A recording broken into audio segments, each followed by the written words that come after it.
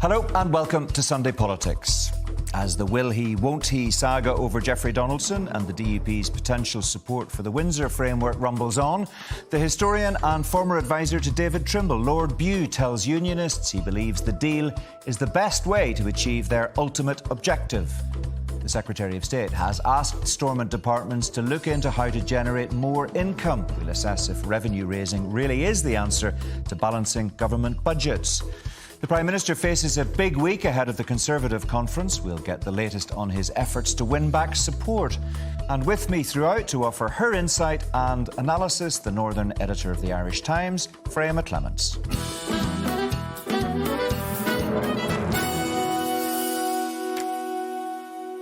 Instead of ignoring it, opposing it and arguing about it, Unionists instead need to work the Windsor framework. That's the considered opinion of the distinguished academic and member of the House of Lords, Paul Bew. And Lord Bew is with me now. Thank you for joining us on the programme. Just set out your stall for us, Lord Bew. Why do you believe that Unionists should get on board with the contentious Windsor framework? Well, I think, first of all, one has to concede it is highly imperfect. Not so much for citizens and consumers, who I think their position is enhanced considerably by the Windsor framework. I think that's widely accepted. But for businesses, and if you're involved in a haulier, groupage issues and so on, still remain to be resolved. First point to make about that is a point actually made by a senior Irish official with me at the talking to the Northern Ireland Affairs Committee. Implementation is the negotiation. And he was making the point with reference to 1998. But there are remaining issues. Probably the most pressing one the DUP have raised is actually veterinary medicines. These things still have to be resolved. The question is, do you have leverage on the remaining issues and on the type of issues that will still come up and glitches that will certainly still come up when this is implemented? Do you have more leverage by being inside or outside? Now, my argument would be, especially with the Stormont break, which has to be tested to see how good it is, but nonetheless undoubtedly allows unionists to create a great hullabaloo about something that they don't regard as unfair. My argument is that it's better, despite the inevitable imperfections, because it reflects a diplomatic defeat of Britain in 2017, following Theresa May's election defeat, and it's never really been reversed for the terms of the settlement. It's far better to be inside than outside. The DUP has the whip hand within unionism at the moment as far as this issue is concerned. And in fact, you could say it's really down to the views of one man. Have you spoken to the DUP leader, Sir Jeffrey Donaldson, about this argument? Because he seems to hold the key. He does hold the key, and because I'm in Westminster, I do speak to Jeffrey. But I also respect, it is a difficult problem because unionists feel that Article 6 of the Act of Union, equal treatment, other aspects of this deal are deeply unfair. That having been said, the 7 tests do not state tests which unionists have been talking about for the last few weeks. For example, EU law is only a couple of letters. You can put it in. If you were really fighting on that point, you really would have mentioned it in the 7 tests. They're not there. It's a very simple point. Mutual enforcement also as a solution. The 7 tests are really quite specific. And you have to remember that the people negotiating this on behalf of the UK, and that includes Northern Ireland, thought the 7 tests meant more or less what they said on the packet. And it's inevitable that the UK government will feel, well, we took this seriously, we made a lot of progress on them, and I think that is accepted. And now we find that not what it said in the packet, it was other things that are not even mentioned here, like European law. And it would have been so easy to mention it if you wanted to. And don't forget what Sir Jeffrey said at the time. We are basing this on what UK ministers have said is a reasonable outcome. No UK minister has ever promised to get rid of EU law if you have dual access. This is a real challenge for Sir Jeffrey's leadership because it seems to many people he has made the framework into such an issue and managed to persuade a majority within unionism that his analysis is correct, that he can't easily soften his position without potentially risking his leadership of the DUP. Is that effectively the case? Well, I can't. It doesn't I would be surprised, to be honest, if there was any real question about Jeffrey's leadership in any foreseeable future. But the deeper point is, what's the point of the leadership? If you have set these 7 tests, if you stood by them, if you know that the UK government has strained might and main to deliver them, and undoubtedly it needs more. It needs a legislation on the Act of Union. And I think that there's not much doubt that some form of statutory instrument can be devised which meets the legitimate unionist concerns on that point. OK, I mean, I take your point about leadership and in terms of it, his leadership being brought to an end within the party. That may not be the case necessarily, but leadership's more complex than that, isn't it? It's more nuanced than that. Leaders have to be able to lead parties. Yes. If he doesn't have the wherewithal to actually take the party where he wants to take the party, then that is a serious question about his efficacy as a leader. Is this effectively Jeffrey Donaldson's David Trimble moment, ironically? Well, there is a certain irony in that. And I recall when David died, sadly last year, Jeffrey actually expressed his respect for what David had done. And that doesn't take away from the fact that I'm sure Jeffrey still stands over the reasons for his disagreements with David in 1998. But if I can say this, the problem for Jeffrey is also the role and the language of the Irish government. I recall 1997, 1998, and had to deal pretty frequently with both the Bruton and the Ahern governments. I remember, for example, doing a long interview with Bertie Ahern, which appeared in the Sunday Times, and a longer version in Parliamentary Brief in the weeks leading into the Good Friday Agreement. Bertie Ahern, in the half an hour, 45 minutes he gave me on tape, didn't say a word that made it harder for David Trimble to deliver on his side of the argument. Now, you simply cannot say this about Leo Varadkar. And one of Jeffrey's real problems, where I have a lot of sympathy with him, is that the things that come from Dublin don't help in the way that they once did. There isn't the same pragmatism and realism. And incidentally, that is, I was struck last week after Leo's latest intervention, the number of Conservative, all shades of the party, come up to me saying, what's he doing? Why is he making Jeffrey's life so hard? You wrote your article in the newsletter, and I just want to talk about some of the criticism that has generated from the likes of your fellow peer, Baroness Hoey.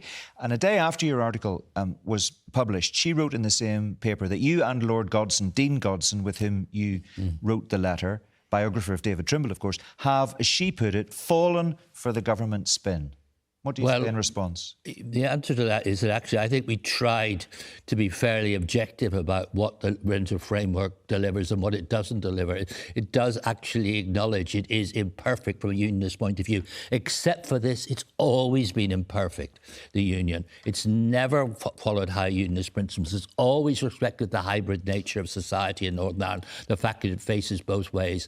And that is part of the reason, by the way, why it survives, the union survives, because if we weren't moving along by these imperfect devices, reflecting internal divisions to some degree, honestly, the union would not have lasted as long as it's lasted. The TUV leader, Jim Allister, told his party conference that the framework is actually worse than the dreaded protocol, and he called it an obscenity. He talks about its subjugation of the Act of Union, and he says it leaves Northern Ireland as an EU rule-taker with colonial status. Is any of that accurate, in your view? It is accurate that there is a role for EU law because of our dual access, which the businesses here basically are strongly in favour of our dual access to both the EU and the UK. But that doesn't impinge on the sovereignty of this place, in your view? Quite clearly it does not. But the argument is more profound than this. Northern Ireland exists not because of the Act of Union. The fact that the place we're sitting in is represented in the Westminster Parliament, that is a living legacy, 222 years later, of the Act of Union. We're entitled to understand why unionists are sensitive about protecting that living legacy. But that having been said, the Act of Union is an attempt to create one nation across two people. It's an address to 32 counties. 26 have gone. So 5/6 of the Act of Union is already dead before you even open your mouth. And the next thing is to say is that it was an attempt to create one people, which failed. Northern Ireland exists in response to a different argument, there are actually two peoples on the island of Ireland who require two different parliaments. It exists, and that is the basis of of Northern Ireland being part of the UK in the Government of Ireland Act, subsequently amended in certain small respects by the Good Friday Agreement. That's interesting. It leads us to another place and further criticism of your article and your particular worldview on this issue, I think it's fair to say. The Loyalist blogger Jamie Bryson wrote a lengthy response to your letter in which he says you and Dean Godson have effectively put forward an argument that is weak, unsustainable, full of what he calls fundamentally erroneous propositions and assertions. In a nutshell, he says it is plainly in error. Jamie Bryson seems to be listened to by people within Unionism. Are you concerned by that and by what he has said? Well, that's just rhetoric. I mean, to be absolutely honest, it's just flying words. I don't see if there's anything inaccurate in the piece. It's not a piece saying there are no problems for unionists with the Windsor Framework. It's a piece saying what is the best thing to do. And the only answer from that neck of the woods, and by the way, Kate Hoey's letter yesterday accepts that the Windsor Framework softens the protocol, so it's not in the place of Jim Ellis that you just quoted. But having said that, the fundamental question is, what are you going to do next? And the only answer for the next point, because it's going to be implemented and so on, what do unionists do about their then isolation, which is extremely dangerous politically? And the only answer from that neck of the woods is Ben Habib's suggestion that they fight elections in England. That is the only answer to what we do. Just being thrown, saying it's not fair, that is not a political strategy. Very interesting to hear your thoughts. Lord Bute, thank you very much indeed for coming in to join us today. Let's hear the view of my guest of the day, Freya McClements from the Irish Times. Freya, thanks very much indeed for joining us today. What grabbed your attention out of what we've just heard from Paul Bute? I think it's an interesting viewpoint, and I think it's one that we maybe don't hear articulated often enough. And I think when we look at the political reality within which this is operating, the political reality is that the Windsor Framework is here to stay. The UK government has been very, very clear about this. So essentially, and not to paraphrase Lord Bute, but you're saying, you know, this is the situation we have. Let's find the best way to work within this. And the problem that we have, and the essential question that this boils down to, is we have no assembly, we have no executive at the minute. Does the DUP go back in or not? And in that sense, we're still in the impasse that we've been in for the last 18 months. And what Paul Bute offers is an alternative unionist positioning on this issue and a critique of why some of the people I quoted in that interview might not have got their analysis 100% right. That's effectively what Paul Bute seems to be suggesting. Given his standing and the standing of Dean Godson, do you think those two members of the House of Lords can hope to move the dial within unionism on this issue? I think that the difficulty here comes down to who's listening. And you articulated some of the opposition that had been, or some of the responses that had been put forward to the article. And you would expect this from, you know, the Jim Allisters, the Kate Hoeys, the Jamie Brysons of this world. But they seem to be the people who are being listened to more than possibly what you might describe as the more moderate elements of this, of unionism, who presumably buy into what Lord Bute is saying, who maybe see the logic in it, see the rationale in it. But what seems to be being listened to is effectively those who shout the loudest. And those kind of responses don't really dig into, again, the big problem here is what do? You know, ultimately you can't stand shouting at the sidelines forever. Just with about 20 or 30 seconds left, what does it say about the leadership of Jeffrey Donaldson? He is in a position at the moment where he needs to offer leadership to unionism and to the DUP, but it's not quite clear if he has the capacity, the freedom to actually do what he wants to do. Yeah, and again, I've been saying this for 18 months and possibly more. At some point, he is going to have to make a decision, and this comes down to confidence. He's going to have the confidence to say, look, this is what we're going to do. Come with me. If you don't like it, well, you know, back me or sack me, essentially. OK. Freya, for now, thank you very much indeed. Don't go away. We'll talk to you a little bit later in the programme, of course. Now, no new books for libraries, the roof at Stormont falling in, and public sector workers on strike. You don't need to look too far for evidence that the public purse is feeling the pinch. here in Northern Ireland. And this week, the Secretary of State, Chris Heaton-Harris, instructed his civil servants to formally start looking at ways of raising more money within their departments. Unsurprisingly, this didn't delight too many people. Here's what two MLAs told me on The View on Thursday night. What we're looking at the minute in terms of the fiscal situation, in terms of the economics of it, is a budget that has been set by the SOS, which clearly isn't grounded in terms of good fiscal housekeeping or actually helping the Northern Ireland economy. We have put forward proposals in terms of the Invest to Save plan. We have looked at how we actually tackle public services, because that is the number one issue that's there but now. Naomi for Long our said that voters and our services people. could cost people more. So I suppose the question is, what service might get more expensive, by how much, and who's going to pay for it, or how is it going to be paid for? And this is where we see the conversation going in terms of the Invest to Save piece, looking at stuff like, for example, the Barnett Squeeze, looking at establishing, a new fiscal floor. If we look at the need in terms of Northern Ireland to other DAs, other devolved assemblies across the UK, we know that that flips on its head actually whenever we look at need in terms of Northern Ireland compared to other areas, and that isn't met at the moment. And actually the Fiscal Commission themselves have pointed that out. There is a conversation to be had about how Northern Ireland manages its finances better. There's also a conversation to be had about how we deliver public services better, because we clearly haven't done either of those things. It is definitely, however, completely inappropriate to threaten people in the middle of a cost of living crisis with a whole load of charges from a Secretary of State who doesn't have a mandate here and doesn't even want to take the responsibility for running services here, to simply threaten a whole load of new charges and new revenue-raising measures as a political stunt. I don't think that's acceptable. And really what it does is gets to the heart of the democratic unacceptability of the position that the DUP have put us in.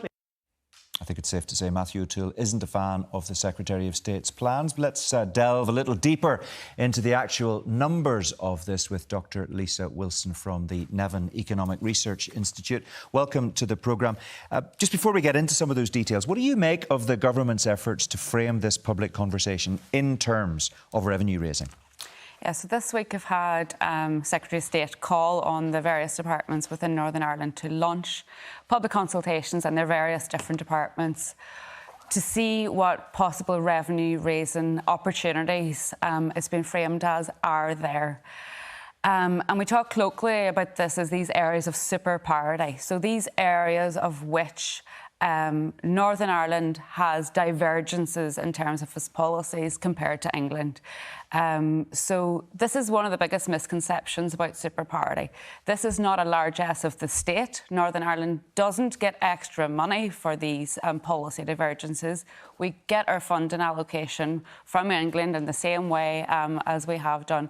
And the Northern Ireland Executive in the past has made decisions to spend on these areas of policy divergences. So give us examples of areas that you would say are people could get their handle on that are areas of super parity. So examples of areas of super parity are our welfare mitigations. So in the past, we've had our politicians decide that citizens within Northern Ireland couldn't face things like the bedroom tax. So we've decided as a people to mitigate against those welfare cuts that came from the UK government.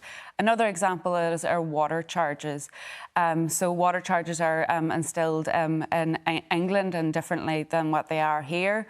Another example is tuition fees. So whenever England increases student fees to £9,000 per student per annum, the Northern Ireland Executive made decisions that we wouldn't increase our student fees to meet that. That doesn't mean that we don't pay for these things. That doesn't mean that we aren't taking, the Northern Ireland Executive, what it does then, it says, OK, so that we don't have to charge our citizens, for example, for the level of water charges what they do in England. What we're going to do is we're going to ask the Department for Infrastructure, how much does it cost for you to run your water body? And then we take that out of our funding allocation and we pay for it. It's not that we don't pay for it. We just spend our money differently. And are you saying it is a fundamental mistake on the part of Chris Heaton-Harris to focus in specifically on the idea of revenue raising as a possible way of balancing the books better in future? I think it's completely not sensible to do that, because when we look at this notion of super parity and this notion that if we start to sort out the economic woes of Northern Ireland and our public finance situation by revenue-raising opportunities such as via water charges or tuition fees, that's going to get us our public finances onto a more sustainable footing.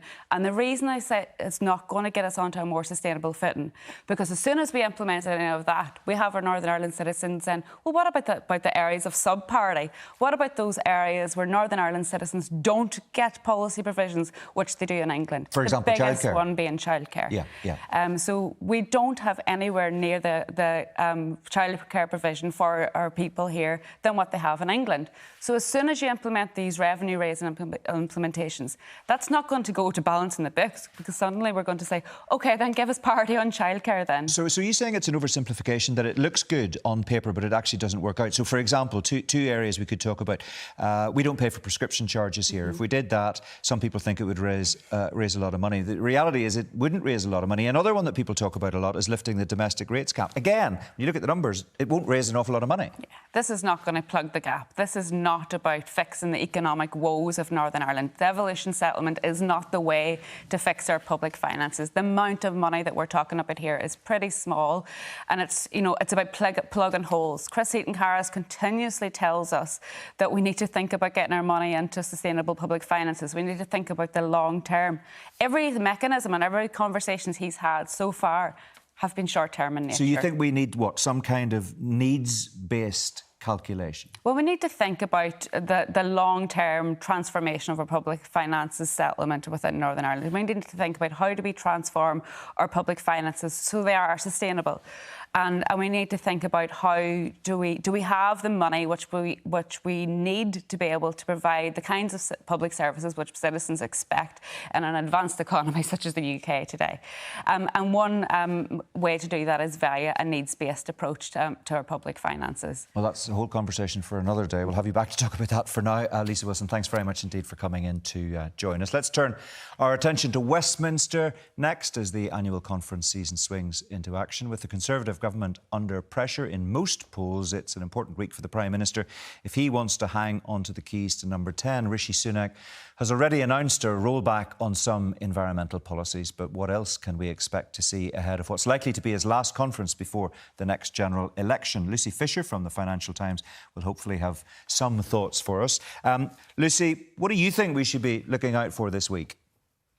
Well, certainly, I think Rishi Sunak has made clear in the past week that he wants to draw a line under his successors and make major pivots in policy to try and present himself as the change candidate. So, of course, on Wednesday, we saw that when he brought forward several rather seismic U-turns on his net zero targets. In the week ahead, I think we're expecting his Downing Street to make a final decision on whether to scrap that leg of the HS2 high-speed 2 rail network between Birmingham and Manchester. Very controversial if he does push ahead with that. And also in the weeks ahead, a big announcement on education reform expected. Lots of chatter around considerations in Downing Street about whether to scrap A-levels and introduce a UK baccalaureate. Yeah, the papers are full of speculation today. The Sunday Times says he's thinking about slashing inheritance tax. The Telegraph and The Observer have that story about the HS2 project. The Mail on Sunday has a front-page story about not axing the triple lock on pensions. This presumably is all about trying to shore up Tory support and maybe win back voters who were critical last time for the Tories, who may be thinking about going elsewhere next time. Well, I think you're absolutely right. What we've come to now is Rishi Sunak is approaching the year anniversary of beginning his premiership in Downing Street. I think there was this sense that at the beginning of his time in Downing Street, he needed to concentrate on stability, steadying the helm of the ship after the chaos of the Johnson and Truss administrations. However, a year on, his party is still lagging Labour by an average of about 20 points in the polls. It really is very far behind. And over the summer, there's been this growing disquiet among Tory MPs who say, look, this safety first approach isn't working. He needs to come up with some really eye-catching policies to try and turn things around in electoral terms. There is this feeling in the party that the conference is the last real chance he'll have before the next election to launch a big reset and to try and set out a new stall, reframe himself ahead of the general election expected next year. Yeah, I mean, the whole net zero debate over the last week has been very interesting. It is, isn't it, Lucy, a very risky strategy for the Prime Minister? I mean, you've written a piece in the Financial Times this weekend about why the PM has done what he's done in terms of environmental policies. His opponents will be claiming he's willing to trade the environmental health of the planet to get re-elected. Is that a reasonable suggestion? Well, that's certainly the criticism that's being flung at him, or one of them. Another is, of course, that there's a furious reaction from sectors of industry, particularly the car industry, which had been piling, hundreds of millions of pounds of investment into its electrification on the basis of that pledge. So as well as anger from environmental campaigners about what he's done, there is also concern that he will damage investor confidence because it is not a certain environment for business that he's providing. The gamble that Downing Street is making, that he can risk annoying Green campaigners, he can risk infuriating business by presenting himself as being on the side of hard-pressed consumers, struggling households who would be hit with heavy costs if he were to press ahead with some of these net zero targets. So it's a finely balanced calculation that's been made by Number 10, but they think that it is the right one. I think it remains to be seen. A YouGov poll taken in the wake of that announcement this past week shows that actually Sunak's net favourability has sunk even further to its worst figures on record. Interesting to hear your thoughts. Lucy, as ever, thank you very much indeed for joining us today. Lucy Fisher from the Financial Times. Just time for a final word with Freya McClements from the Irish Times. Well, conference season is upon us. I don't know if conferences matter as much as they used to. I remember 20, 30 years ago, BBC Two used to cover all day, every day of every party conference for the guts of a week. Now you get a clip of the leader's speech on the 10 o'clock news. Well, progress or maybe not, I don't know. But I think what's really interesting, what we're going to see ramping up now is, this is obviously about the starting gun being fired in terms of the UK general election.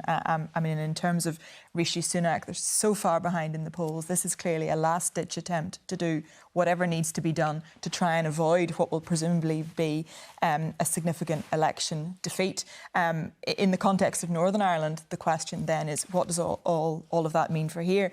And what would a general election campaign, particularly, I saw this weekend there's been some discussion that this general election might come a bit earlier, possibly even in May. That would make it very, very difficult in terms of the schedule and the timing for getting the Assembly and the Executive back up and running again. Oh, we're nearly out of time, but of course we've got our own party conferences coming as well. The DUP's is in about 3 weeks' time. Mid-October, mid-October. And again, this is going to be one of these crunch points in terms of the will he, won't he for Jeffrey Donaldson. It'll be very interesting to see what comes from that conference, but also even just, as you know, always the discussions around the margins at these events. Yes, and it'll be very interesting to see what happens at Labour as well, because that, whatever happens as far as Keir Starmer's concerned, could have a very big bearing, briefly, on here. Yeah, absolutely, particularly in terms of legacy. And Keir Starmer said they will scrap the legacy bill, but also in terms of the Windsor framework and keeping the alignment with the EU, absolutely key.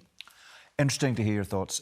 As ever, Freya, thanks very much indeed for joining us today. That's all we've got time for. I'll be back with The View as usual on Thursday night when, amongst other things, we'll be looking at the growth in so-called dark tourism and how we can best tell the story of our complex, troubled past. Do join me for that on BBC One at 10:40 on Thursday. But for now, from everyone in the team, thanks for watching. Have a good day. From all of us, bye-bye.